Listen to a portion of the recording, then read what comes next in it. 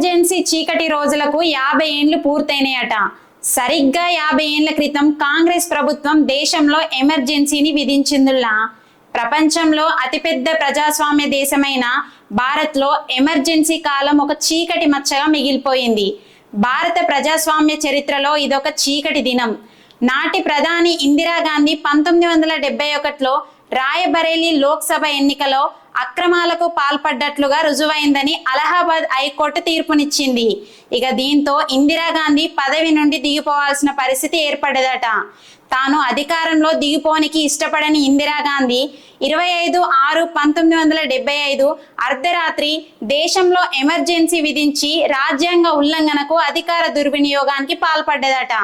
ఇక దాని ఫలితంగా ప్రజలకు రాజ్యాంగబద్ధంగా వచ్చిన పౌర హక్కులను అణచివేయబడ్డాయట. పత్రికా స్వేచ్ఛ హరించబడింది. ఎదురు తిరిగిన వాళ్ళ మీద అక్రమ అరెస్టు, దాడులు, వేధింపులు చేసిరట.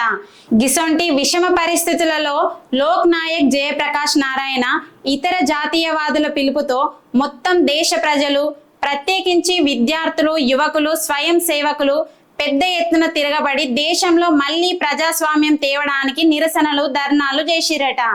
అయితే ఈ ఉద్యమాన్ని కఠినంగా అణచివేయడానికి ఉద్యమకారుల మీద, నిరసనలు చేసేటోళ్ల మీద పోలీసోళ్లతో కార్యకర్తల్ని చిత్రహింసలు పెట్టిరట. 21/3/1977 వరకు ఈ 2 ఏళ్ల పాటు కొనసాగిన ఎమర్జెన్సీ ఎంతో మంది జీవితాలను ఆగం చేసింది. దేశ చరిత్రలో ఇదొక చీకటి అధ్యాయంగా నిలిచిపోయింది.